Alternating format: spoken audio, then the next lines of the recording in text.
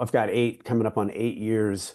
I had 5 years of being sort of dry, not working a program, but I had only dabbled in AA. I spent my 20s pretty much on meth and any sort of drug you can name, 30s on and off meth. I'd been to a treatment center a couple times. I tried AA, but it really wasn't for me.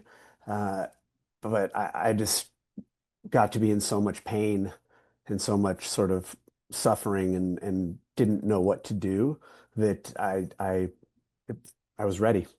I remember feeling like my life was over at 35, which even 10 years later is such a ridiculous thought. And I feel like in our culture, there is this sense that you have to have it all figured out by your 20s. And if you don't, good luck.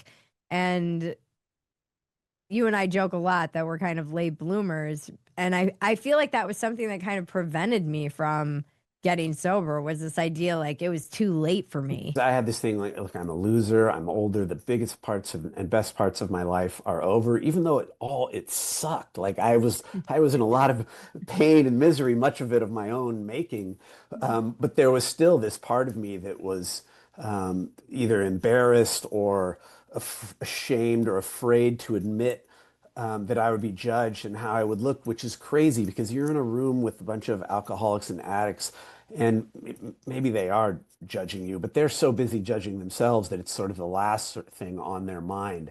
And that's there's a passage in the third step prayer that we have a sign printed and it says, "Relieve me of the bondage of self," because I don't wake up in the morning rearing to go and help people and be of service and make connection and do all the right things. Like I want to be that person, but it takes a fair amount of work for me to stay in that place of gratitude. Um, I mean, if it wasn't for AA, I never would have found that. And yeah, I'm just sort of eternally grateful for that.